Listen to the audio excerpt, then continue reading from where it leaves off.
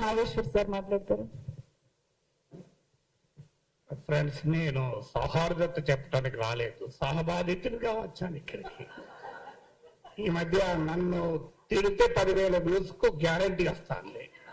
అది ఉపాధి హామీ పథకం అయిపోయింది. ఏం చేయాలి మీరు గమనించండి. నేను మాట్లాడిన వెంటనే నన్ను మెచ్చుకుంటూ పెట్టినా, నన్ను తిట్టుకుంటూ పెట్టినా 10,000 వ్యూస్ కంపల్సరీ, 110%. అది అలా అష్యూర్ స్కీమ్ అయ్యాను. కానీ ఇక్కడ మహిళా జర్నలిస్ట్ లో మేము నిజంగా మిమ్మల్ని మహిళా జర్నలిస్ట్ అనం. మీరు జర్నలిస్టులు అంటే మీరేం ప్రత్యేకంగా మహిళా జర్నలిస్టులు పురుష జర్నలిస్టులు ఉంటారు. జర్నలిజం అయితే మా మీద దాడిని భరించగలుగుతాం, మీ మీద దాడిని మేమే భరించలేము. అందులో మీరు భరించి ఇంత ధైర్యంగా మాట్లాడుతున్నారంటే మొదటి విజయం మనం సాధించినట్లే. ఎందుకంటే ఎందుకని వాడు ట్రోలింగ్ చేస్తున్నాడు? ఒక తులసి, ఒక వనజ, ఒక విప్లవశ్రీ, ఒక ఆస్మా, ఒక శ్రీనిధి ఇక మాట్లాడొద్దు అనేది వాడి ఉద్దేశం. మేము బహిరంగ గట్టిగా బిగ్గరగా మాట్లాడతాం, ఏం చేస్తుందో చేసుకోపో అన్నాం. సో ఇది మొదటి విజయం. ఇప్పుడు మనం చర్చించాల్సింది what is to be done. ఏం చేయాలి? ఏం చేయాలంటే ఇంకా బిగ్గరగా మాట్లాడాలి. ఇది మొదటిది. ఎంత బిగ్గరగా మాట్లాడాలి? వాడు నిలబడేలా మాట్లాడాలి. ఎంతకాలం మాట్లాడుతుందా ట్రోలింగ్ చేస్తాడు, ఎప్పుడోసారి ఓపిక నశిస్తాడు కదా. ఫార్చునేట్లీ మనలాంటి వాళ్ళు పెరుగుతున్న కొద్దీ వాడికి టైం కూడా సరిపోదు, డిస్ట్రిబ్యూట్ అవుతుంది. క్షేత్రగణితం, మెన్సురేషన్, నలుగురు ఉన్నప్పుడు వాళ్ళందరూ నలుగురు మీద పడతారు. 40 మంది అయితే 40 మంది మీద పడతారు. 400 అయ్యారనుకోండి, మనం డిస్ట్రిబ్యూట్ అయిపోయి మన మీద ఆడు తగ్గుతుంది. అందువల్ల మనం మరింత ఎక్కువ మందిని సృష్టించే పని మనం చేయాలి. అందుకు మీరు నిజంగా మిమ్మల్ని అభినందిస్తున్నారు. ఎందుకంటే మీరు ధైర్యంగా ఉండడం. డిఆర్ మంకేకర్ అనే గొప్ప సంపాదకులు నో మై సన్ నెవర్ అని జర్నలిజంలోకి వచ్చే కొడుకును ఉద్దేశించి ఆ రోజుల్లో బుక్ రాశాడు. కానీ ఆ రోజుల్లో జర్నలిస్టుల స్థితిగతుల గురించి ఆలోచించి రాశాడు, ఈ ట్రోలింగ్ కాదు. సో ఈ రోజు ట్రోలింగ్ చూసి కూడా నో మై డాటర్ నెవర్ అనే దశ వచ్చింది. ఎస్ మై సిస్టర్ ఆల్వేస్ అని చెప్పాలి. అలా మనము వందలాది మంది జర్నలిస్టులను తయారు చేయడం వల్ల ట్రోలింగ్ ను ఆపడం కాదు, ట్రోలింగ్ విల్ బికమ్ కాస్ట్లీ. ఎందుకంటే మనం 500 మంది ట్రోల్ చేయాలని వాడు ఎక్కువ మంది పెట్టుకోవాలి. దీన్నే ఇప్పుడు అసిమెట్రిక్ వార్ఫేర్ అంటారు. ఇరాన్ వాడు సాధించింది అదే కదా. We have to impose cost on them. వాడికి ఖర్చు పెరగాలి, వాడి పని పెరగాలి, అప్పుడు వాడు ఎక్కడో కానీ ఆగుతాడు. సో అందువల్ల మనం ఎక్కువ మంది జర్నలిస్టులను సృష్టించడం రెండవ పని కావాలి. మూడవ పని ఏంటంటే దీనికి క్విక్ ఫిక్స్ సొల్యూషన్స్ లేవు ఫ్రెండ్స్. నా రిక్వెస్ట్ ఏంటంటే ఇక్కడ ఉన్న చాలా మంది పెద్దలు ఉన్నారు, రామచంద్రమూర్తి గారు, శ్రీనివాస్ గారు, నారాయణ గారు, మీరు ఇనిషియేటివ్ తీసుకోవాలని నా విజ్ఞప్తి. మీరు ప్రతి రాజకీయ పార్టీ అగ్రనాయకుని 2 తెలుగు రాష్ట్రాల నాయకుల దగ్గరికి వెళ్ళి మా మీద నాగేశ్వర్ మీద జరిగే ట్రోల్ గురించి మాట్లాడకండి, అది ఈజీగా డిఫెండ్ చేసుకుంటారు. ఇక్కడ మహిళా జర్నలిస్టుల మీద జరిగే ట్రోలింగ్ గురించి మాట్లాడండి, వాడు డిఫెన్స్ చేసుకోలేదు. It just not possible. ఇప్పుడు ఇక్కడ వాళ్ళ మీద జరిగిన దాడిని వాడు సభ్య సమాజం ఎవడు డిఫెండ్ చేసుకోలేడు. సో అందువల్ల నాగేశ్వర్ మీద జరిగే దాడి గురించి అసలే మాట్లాడకండి, వాడు డిఫెండ్ చేసుకుంటాడు. సో అందువల్ల మహిళా జర్నలిస్టుల పైన దాడిని ఇలాంటి పోస్టర్లు తీసుకెళ్లి చూపెట్టి ఇది మీ వాళ్ళు చేస్తున్నారు, ఇలా నేను కొన్ని తీసుకెళ్లి పంపించాను. అప్పుడు వాళ్ళు ఏమన్నారంటే సార్ మా పార్టీ వాళ్ళు కాదు, మా పార్టీ మీద వ్యతిరేకత రావడానికి మా ప్రత్యర్థులే మీ పైన ఇలా ఎలా చేస్తున్నారని చెప్పారు. అది కూడా జరుగుతుంది వాస్తవం, కొంత లేదని కాదు, అదో 10% ఉంటుంది. సో అందువల్ల అన్ని రాజకీయ పార్టీలు, 2 తెలుగు రాష్ట్రాల్లో ఉన్న రాజకీయ పార్టీల నాయకులు, తెలంగాణ వాళ్ళు, ఆంధ్రప్రదేశ్ నాయకులు కూడా హైదరాబాద్ లో ఉంటారు వీకెండ్ కనుక కలవడం కూడా సులభమే. అందరినీ కలిసి ఇంకో ఉమెన్ జర్నలిస్టుల పైన ఇలా ట్రోల్ చేస్తున్నారు, ఇది శాంపుల్ మాత్రమే, మీరేమంటారు అని అడగాలి. ఇది మొదటిగా మనము చేయాల్సిన మొదటి పని. ఇది అన్ని పార్టీలు తరతమ తేడా లేకుండా అన్ని రాజకీయ పార్టీలను కలవాలి. ఆ తర్వాత ఏం చేయాలి? 4వ సొల్యూషన్, ఇలాంటి ఒక రౌండ్ టేబుల్ పెట్టి అన్ని పార్టీల నాయకులను పిలిచి వాళ్ళ ముందర చర్చ పెట్టాలి. సో వాళ్ళు ఎంత లోపల ఈ పని చేయించినా బయట వచ్చి సమర్థించుకోరు, ఇంపాసిబుల్. ఇంకా మన సమాజం అంతా అనాగరికంగా కాలే, ఇంకో 10 ఏళ్ళు పడుతుంది.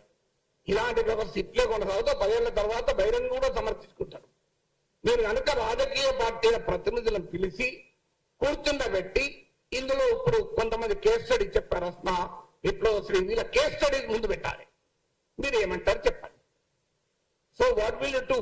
మీరు ఆన్సర్ చెప్పండి. నేను చెప్పి ఆ రాజకీయ పార్టీలను పబ్లిక్ గా నిలదీయాలి. ఎందుకంటే ఇది ట్రోలింగ్ అనేది రెండు అనేక లేయర్స్ లో జరుగుతుంది.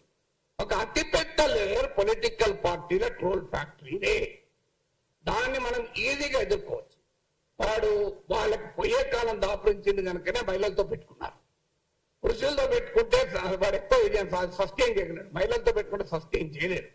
ఎందుకంటే ఇప్పటికీ మన సమాజంలో ఎక్కడో ఒక చోట మహిళను అనాలి అంటే, ఉమెన్ అనాలంటే మొహమాటం అంటే వస్తుంది. బహిరంగంగా అనాలి. అనానిమస్ గా ఉన్నప్పుడు ఏమన్నా మాట్లాడతాడు వాడు ప్యాట్రియార్కీ అంటే అప్పుడే బయటపడుతుంది. కానీ పబ్లిక్ గా ఉన్నప్పుడు బయటపడాలంటే కష్టపడతాయి. ప్రైవేట్ గా ఉన్నప్పుడు వాడి ప్యాట్రియార్కీ బయటపడుతుంది, వాడి కులపిచ్చి బయటపడుతుంది, అన్ని బయటపడుతుంది. కానీ పబ్లిక్ గా ఉన్నప్పుడు అవన్నీ దాచుకొని నటిస్తాడు కనుక ఆ నట సార్వభౌములుగా అవతారం ఎత్తిన సమయంలో వాళ్ళని నిలదీయాలి. మీరు ఏం చెప్తారు చెప్పండి. ఇంకో ఇలా ట్రోల్ చేస్తున్నారు. అది నెక్స్ట్. తర్వాత లీగల్ బ్యాటిల్ నాకు పెద్దగా నమ్మకం లేదు. ఎందుకంటే నేను 2023లో కేసు పెట్టాను. ఇప్పటికీ కేసు ఏమీ కాలే. నా సమయం వృధా అవుతుంది. అందువల్ల ఆ కేసుల వల్ల ఏమీ ప్రయోజనం లేదు. నేను పోతే ఏమన్నారు కదా సార్, ముఖ్యమంత్రి పైన ట్రోలింగ్ ఉండదు సార్, మిమ్మల్ని ఏం చెప్తాను.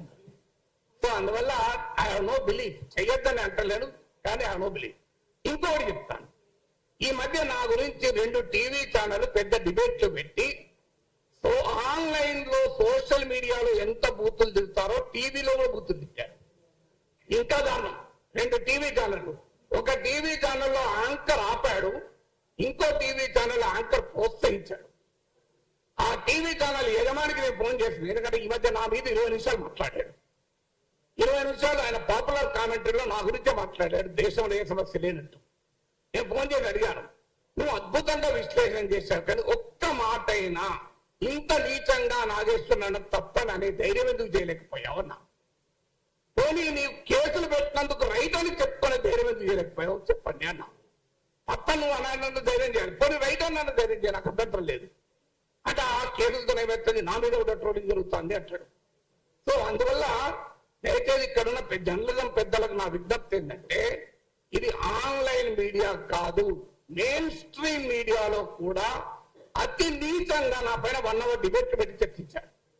Can you imagine? Mainstream debate లో నీచంగా వ్యక్తిగతంగా మాట్లాడారు, కానీ దాన్ని ప్రోత్సహించినారు ఆ టీవీ ఛానల్స్.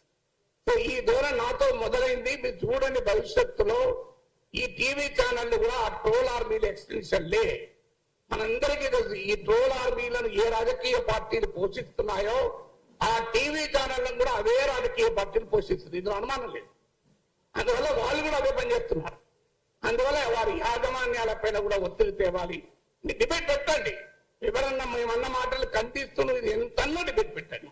కానీ మీకు ఎవరిచ్చారు అధికారం నీచంగా వ్యక్తిగతంగా మాట్లాడటానికి? కనీసం ఆ డీసెన్సీ అన్న టీవీ ఛానల్ పాటించాలి కదా. అట్లీస్ట్ మెయిన్ స్ట్రీమ్ మీడియా అన్న పాటించాలి కదా. పోనీ ఆన్లైన్ అంటే అనానిమస్, వాడు ఎవడో తెలియదు. కానీ టీవీ ఛానల్ తెలుసు కదా మనకు. వాళ్ళు నాతో కూడా డిబేట్లు పెట్టిన యాంకర్లే కదా. మళ్ళీ విచిత్రం ఏంటంటే, మరి ఎలా మాట్లాడాలి? వాళ్ళు రాజకీయ పార్టీ అధికార ప్రతినిధులను పిలిపించి ఆ అధికార ప్రతినిధుల చేత నీచంగా తిట్టిస్తున్నారే. ఈ టీవీ ఛానల్ కన్నా సిగ్గుండాలి కదా. సో ఎందుకు ఈ మాట చెప్తున్నా అంటే, మెయిన్ స్ట్రీమ్ మీడియాలో కూడా ఈ ట్రోలింగ్ ఎగబాకుతోంది. ఈ ధోరణి రాబోయే కాలంలో మరింత ప్రమాదకరంగా మారుతుంది. ఎందుకంటే ఇక నెక్స్ట్ ఏం చేయాలి? ఇవన్నీ మనం what is to be done అనే దాంట్లో ఏం చేయాలి అంటే, సమాజానికి sunlight is the best disinfectant అన్న సుప్రీం కోర్టు. అంటే మనం ఇంకా ఎక్కువ మాట్లాడడం వల్ల మాత్రమే. ఓ తత్వవేత్త అంటాడు, నిలబడితే నీవు నిలబడి